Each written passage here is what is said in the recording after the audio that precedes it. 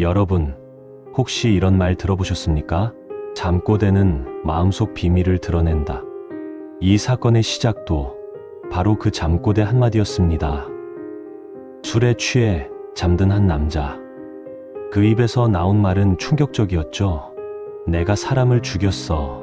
그 남자의 이름은 박현수. 당시 29세. 덤프트럭을 몰며 살아가던 평범한 청년이었습니다. 그리고 그의 아버지 박종덕. 당시 58세. 건설 현장에서 평생을 버텨온 묵묵한 가장이었습니다. 겉보기엔 평범했던 부자였습니다.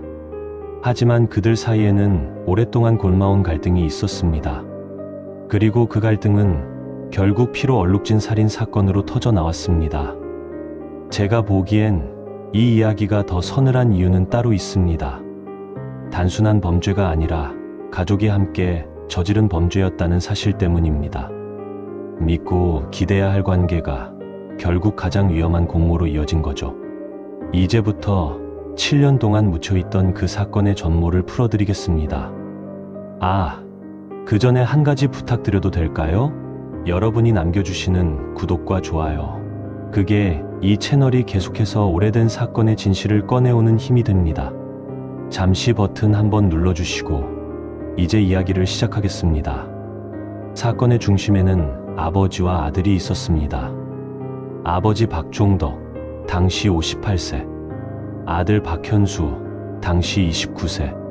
박종덕은 30년 가까이 건설 현장을 다니며 콘크리트 혼화재를 납품하는 일을 했습니다. 동네에서는 성실한 사장으로 통했습니다. 아들 현수는 덤프트럭을 몰며 생계를 이어가고 있었습니다. 말수가 적고 평범한 청년이었습니다. 겉보기엔 평범한 가족이었습니다. 하지만 이들에게는 깊은 상처가 있었습니다. 몇 해 전 박종덕은 지인과 함께 건설 자재 납품업체를 차렸습니다. 1990년 초반 부동산 붐과 함께 사업이 크게 성장했습니다. 박종덕은 희망을 품었습니다. 그러나 수익 분배를 두고 갈등이 시작되었습니다. 박종덕은 자신의 현장 경험이 회사 성장의 핵심이라고 생각했지만 동업자는 자금과 관리가 더 중요하다고 주장했습니다. 1992년 봄, 큰 계약이 들어왔을 때 동업자가 제시한 수익 분배는 37이었습니다. 박종덕이 3동업자가 7점, 결국 박종덕은 회사에서 밀려났습니다. 그 후 동업자는 혼자서 회사를 키워나갔습니다. 새 차를 사고 생활 수준이 눈에 띄게 향상되었습니다. 반면 박종덕은 밤마다 술을 마시며 한숨을 내쉬었습니다. 아들 현수는 이 모든 것을 지켜봤습니다. 아버지의 억울함과 분노를 모두 알고 있었습니다. 그의 마음속에도 서서히 분노가 쌓이고 있었습니다. 1993년 여름, 현수는 우연히 그 동업자를 마주쳤습니다. 새 승용차에서 내려 현장 관계자들과 웃으며 대화하는 모습을 보며 생각했습니다. 저 사람이 우리 집을 망쳤다. 겉보기엔 평범했던 부자. 하지만 그들의 마음속에는 깊은 분노가 자리 잡고 있었습니다. 그 감정이 어떤 결과를 낳을지 그때는 아무도 예상하지 못했습니다. 박종덕 부자의 분노가 깊어져 가던 무렵 시간을 7년 전으로 거슬러 올라가 보겠습니다. 2000년대 초반 남항시 한 아파트 계단에서 한 남자가 숨진 채 발견되었습니다. 그는 박종덕의 옛 동업자 문태수였습니다. 당시 48세였습니다. 문태수는 계단참에 쓰러져 있었고 머리에 심각한 손상을 입은 상태였습니다. 둔기에 의한 외상이 사인이었습니다. 현장은 피로 얼룩져 있었고 두 종류의 발자국이 남아 있었습니다.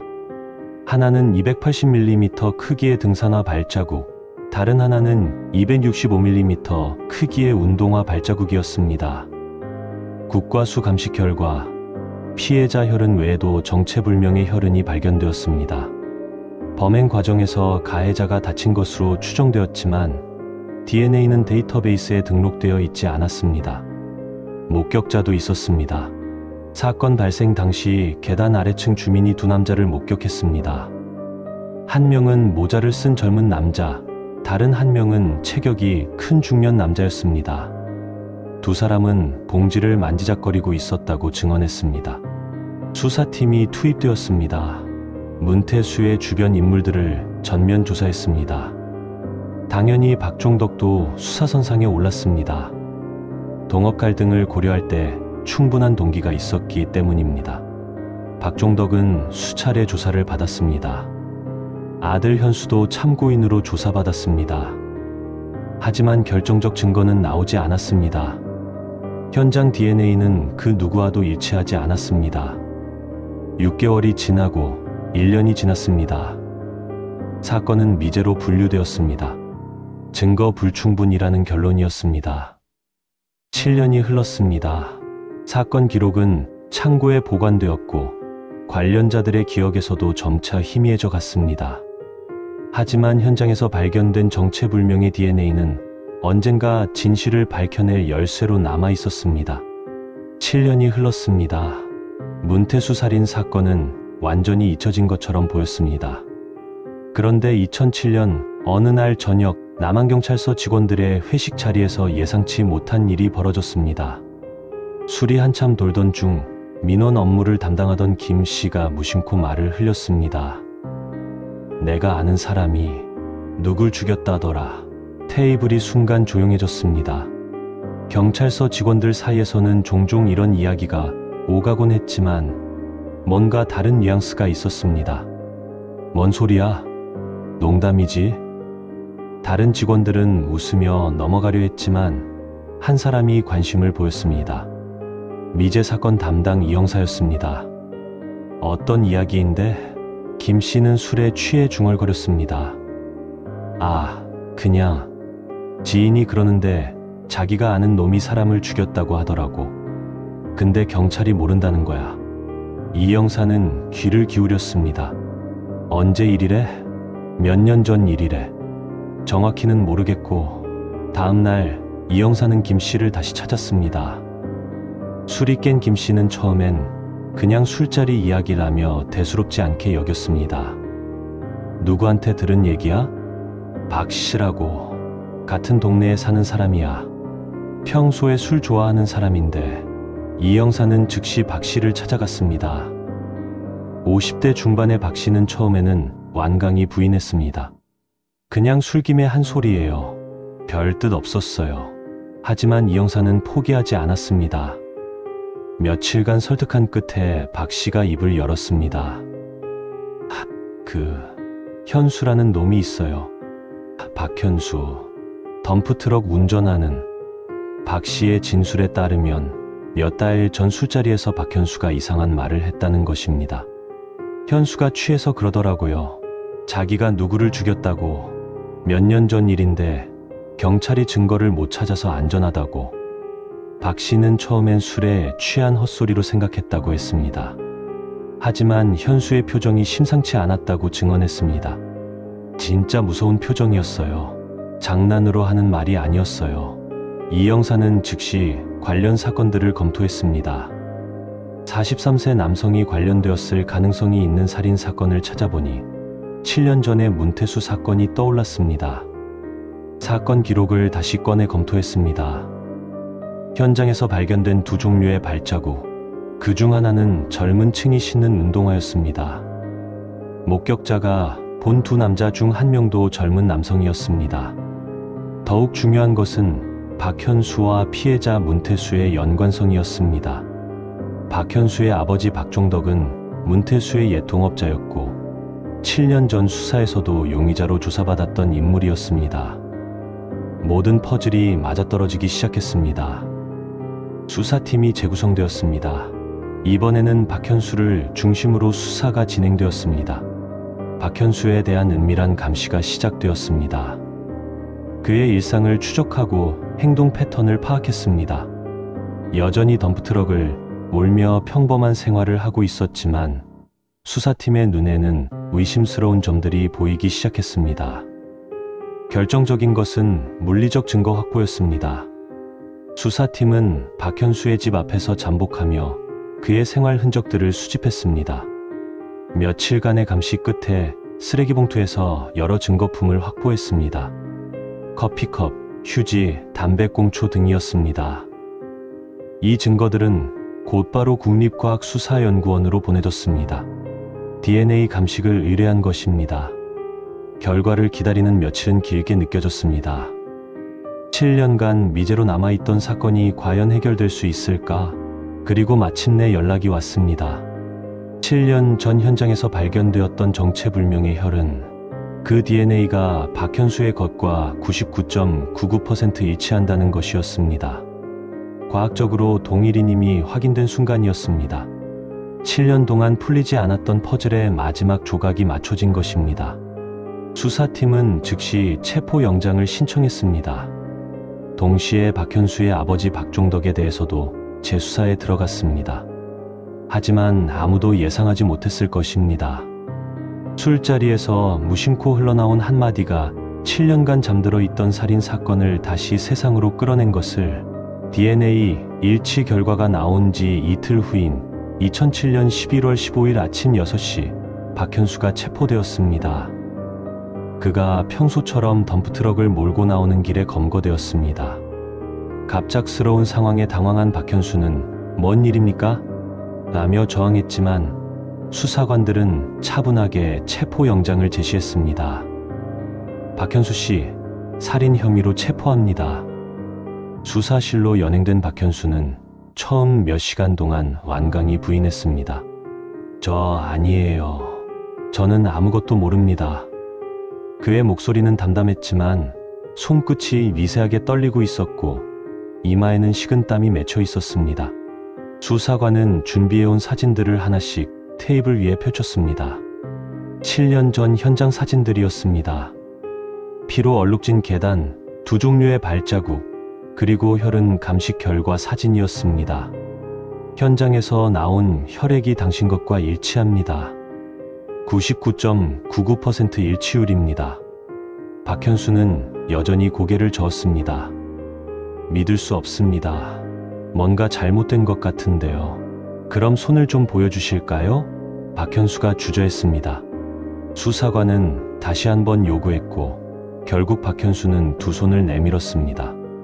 오른손 중지 세 번째 마디에 오래된 상처 자국이 희미하게 남아 있었습니다. 칼에 베인 것으로 보이는 흔적이었습니다. "이 상처는 언제 어떻게 생긴 겁니까?" 박현수는 입을 다물었습니다. 그의 얼굴에 당황스러운 표정이 스쳐갔습니다. 법의학 전문가의 소견에 따르면 이 상처는 대략 7년 전에 생긴 것으로 추정되었습니다. 정확히 문태수 살인 사건이 일어난 시점과 일치했습니다. 조사는 계속되었습니다. 박현수의 7년 전 행적, 당일 알리바이, 문태수와의 연관성 등이 집중적으로 조사되었습니다. 동시에 그의 아버지 박종덕에 대한 재수사도 시작되었습니다. 하지만 박종덕은 이미 2006년에 사망한 상태였습니다. 간암이었습니다. 박종덕의 부인, 즉 박현수의 어머니가 참고인으로 소환되었습니다. 70대 노인이 된 그녀는 떨리는 목소리로 말했습니다. "남편이 죽기 전에 뭔가 괴로워했어요. 밤에 자주 잠꼬대를 했는데 무슨 미안하다, 용서해달라 이런 말을 중얼거렸어요. 이것은 중요한 정황 증거가 되었습니다. 한편 물리적 증거도 속속 확인되고 있었습니다. 현장에서 발견된 280mm 등산화 발자국은 박종덕이 평소 신던 신발과 크기가 일치했습니다. 265mm 운동화 발자국은 박현수의 것으로 확인되었습니다. 이틀째 조사에서 박현수의 방어선이 서서히 무너지기 시작했습니다. 아버지는 정말 관련이 없어요. 그는 여전히 아버지를 보호하려 했습니다. 하지만 수사관들은 이미 두 사람이 공범이라는 확신을 갖고 있었습니다. 현장 증거가 모든 것을 말해주고 있습니다. 두 사람의 발자국, 당신의 손 상처, 목격자 진술까지. 수사관은 목격자 김 씨의 진술서를 읽어주었습니다. 오전 11시경 두 남자가 계단에 앉아 봉지를 만지작거리고 있었다. 한 명은 모자를 쓴 젊은 남자, 다른 한 명은 체격이 큰 중년 남자였다. 박현수의 얼굴이 창백해졌습니다. 사흘째 되는 날 박현수가 드디어 입을 열었습니다. 그날 아버지와 함께 갔습니다. 수사실에 정적이 흘렀습니다. 7년간 감춰져 있던 진실이 드러나는 순간이었습니다. 그의 진술은 다음과 같았습니다. 2000년 10월 15일 아침, 박종덕이 아들에게 말했습니다. 현수야, 아버지와 함께 어디 좀 가자. 어디요? 문태수 그 자식을 만나러 가야겠어. 이제 정말 끝내야겠다. 박종덕은 며칠 전부터 이 만남을 계획하고 있었다고 했습니다. 7년간 쌓인 원한을 풀고 싶었던 것입니다. 아버지가 그러더라고요. 증인이 필요하다고. 혼자 가면 나중에 문제가 될 수 있다고. 현수는 아버지의 부탁을 거절할 수 없었습니다. 무엇보다 아버지의 억울한 마음을 알고 있었기 때문입니다. 오전 10시경 박종덕이 문태수에게 전화를 걸었습니다. 형님, 오늘 시간 있으십니까? 마지막으로 한 번만 뵙고 싶습니다. 문태수는 처음엔 거절했지만 박종덕이 간절히 부탁하자 만나주기로 했습니다. 장소는 문태수가 거주하던 아파트 계단이었습니다. 11시경 두 사람이 아파트에 도착했습니다. 문태수는 이미 계단참에서 기다리고 있었습니다. 형님, 왔네. 무슨 일인지 말해봐. 대화는 처음엔 평온했습니다. 박종덕은 지난 일에 대해 이야기했습니다. 형님, 그때 일이 너무 억울했습니다. 그건 이미 끝난 일이야. 사업이란 게 원래 그런 거 아냐? 하지만 박종덕이 본론을 꺼내자 분위기가 달라졌습니다. 형님이 내 인맥으로 번 돈이잖아요. 그 중에서 조금이라도 나누어주는 게 도리 아닙니까? 문태수는 단호하게 거절했습니다. 무슨 소리야? 법적으로 아무 근거도 없잖아. 이미 다 끝난 일을 왜 또 꺼내? 형님, 제발요.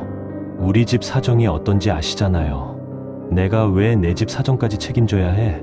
말다툼이 격해졌고 문태수가 먼저 일어서며 박종덕의 가슴을 밀쳤습니다. 그만 가라. 더 이상 이런 소리 하지 마. 박종덕이 뒤로 넘어질 뻔했습니다.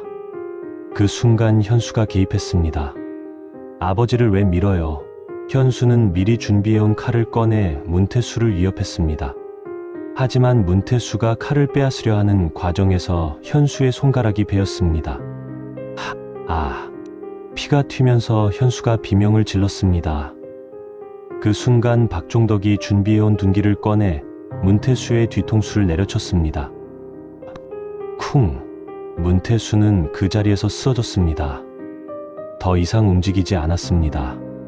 두 사람은 당황했습니다. 문태수가 죽었다는 것을 확인한 후 서둘러 현장을 정리했습니다. 피 묻은 칼과 둔기를 봉지에 담았습니다. 계단을 닦으려 했지만 시간이 부족했습니다. 현수의 손에서 계속 피가 나고 있었기 때문입니다. 11시 20분경 두 사람은 아파트를 빠져나왔습니다. 목격자 김 씨가 본 봉지를 만지작거리던 두 남자가 바로 이들이었습니다. 박현수의 진술은 기존 증거들과 완벽하게 일치했습니다.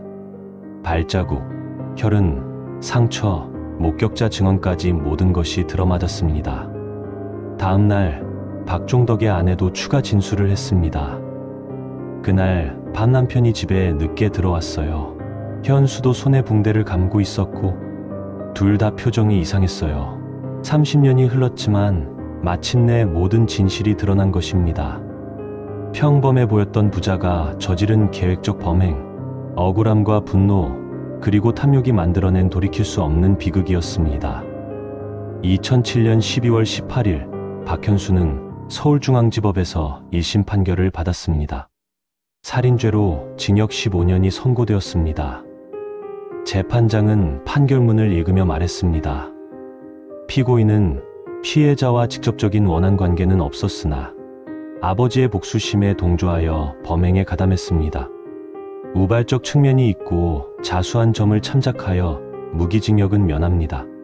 박현수는 고개를 숙인 채 아무 말도 하지 않았습니다. 항소도 기각되었습니다. 박현수는 2008년 봄 안양교도소로 이송되었습니다. 당시 44세였습니다. 하지만 사건의 핵심 인물 박종덕은 이미 이 세상에 없었습니다. 2006년 간암 판정을 받은 지 6개월 만에 사망했습니다. 사건이 재수사되기 1년 전의 일이었습니다. 만약 박종덕이 살아있었다면 살인교사 또는 공동정범으로 기소되어 더 무거운 형을 받았을 것입니다. 하지만 죽은 자에게는 법의 심판이 미치지 않습니다. 진실의 절반은 무덤 속에 묻히고 말았습니다. 피해자 문태수의 가족들은 복잡한 심경을 감추지 못했습니다. 문태수의 아내 김 씨는 재판이 끝난 후 기자들과의 인터뷰에서 눈물을 흘렸습니다. 7년을 기다렸습니다. 매년 남편 제삿날이면 범인을 잡아달라고 빌었어요. 이제야 진실을 알게 되었지만 시간은 되돌릴 수 없어요. 그녀는 손수건으로 눈물을 닦으며 계속했습니다. 남편이 완벽한 사람은 아니었습니다. 사업하면서 실수도 많이 했고 박종덕 씨에게 미안한 마음도 있었을 거예요. 하지만 그렇다고 해서 죽어야 할 이유는 없잖아요. 당시 고등학생이었던 문태수의 아들은 아버지가 죽은 지 7년 만에 대학생이 되어 있었습니다. 아버지가 돌아가셨을 때 저는 17살이었어요. 대학 입시도 포기하고 싶었지만 어머니가 아버지가 원하지 않을 거지라고 하셨어요. 그는 잠깐 말을 멈춘 후 이어서 말했습니다. 범인이 잡혔다고 해서 아버지가 돌아오는 건 아닙니다. 그저 이제는 마음을 정리할 수 있을 것 같아요. 아버지도 편히 쉴 수 있겠죠.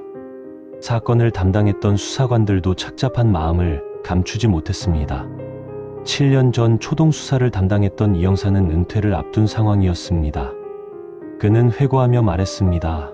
당시에도 박종덕 부자를 강력하게 의심했습니다. 동기도 명확했고 정황도 의심스러웠죠. 하지만 결정적 증거가 없었어요. 그는 깊은 한숨을 내쉬었습니다. 만약 그때 좀 더 끈질기게 수사했더라면 DNA 기술도 지금보다 발달하지 않았고 감식 능력도 부족했지만 뭔가 다른 방법이 있었을 텐데, 하지만 아쉬움으로는 시간을 되돌릴 수 없었습니다. 박현수의 어머니는 아들의 재판 과정에서 한 번도 법정에 나타나지 않았습니다.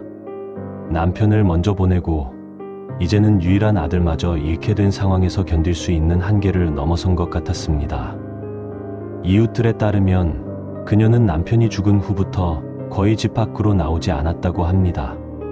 가끔 장을 보러 나갈 때도 모자를 깊이 눌러 쓰고 사람들과 눈을 마주치지 않으려 했습니다.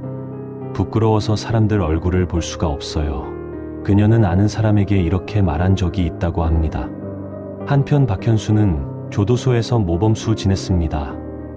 작업장에서는 성실히 일했고 다른 재소자들과도 큰 마찰을 빚지 않았습니다.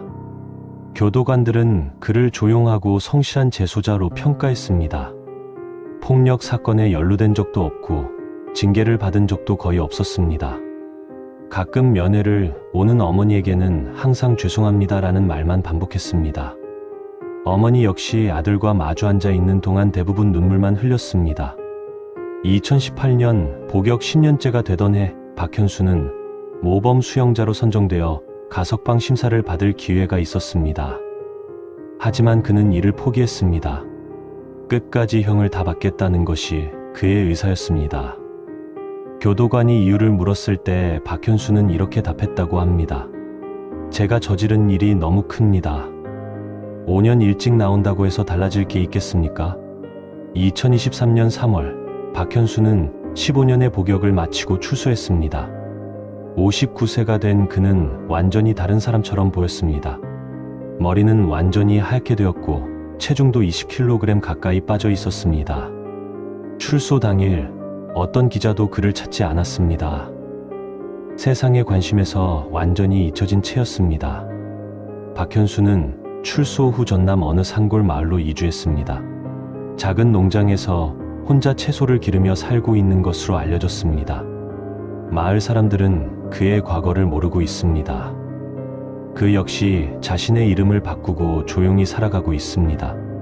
가끔 마을 이장이 무슨 일을 했던 사람이냐고 물으면 그냥 잘못 산 사람이라고만 답한다고 합니다.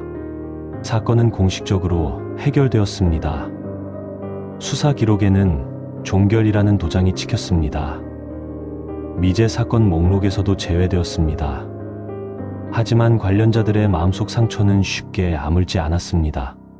피해자 가족은 여전히 그날의 아픔을 안고 살아가고 있고, 가해자 가족 역시 씻을 수 없는 죄책감에 시달리고 있습니다. 무엇보다 섬뜩한 것은 이 사건이 발각된 경위였습니다.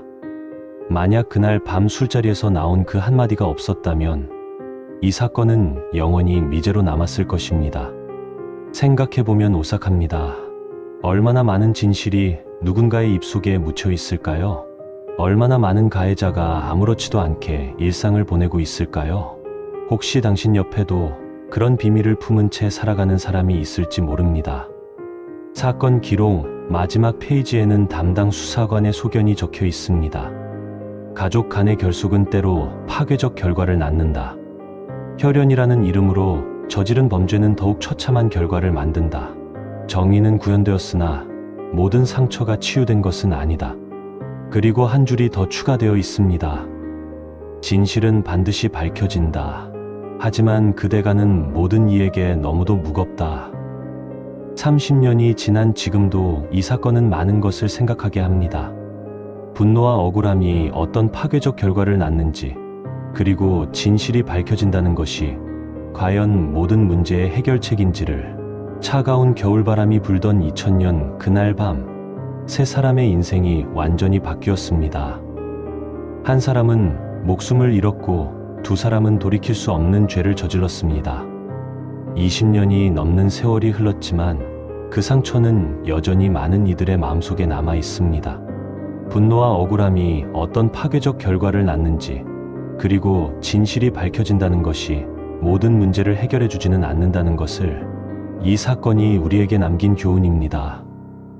를 낳는지, 그리고 진실이 밝혀진다는 것이 과연 모든 문제의 해결책인지를. 차가운 겨울바람이 불던 그날 밤, 두 사람의 인생이 완전히 바뀌었습니다. 그 파장은 여전히 많은 사람들의 삶에 영향을 미치고 있습니다. 이야기를 끝까지 함께 해주셔서 감사합니다.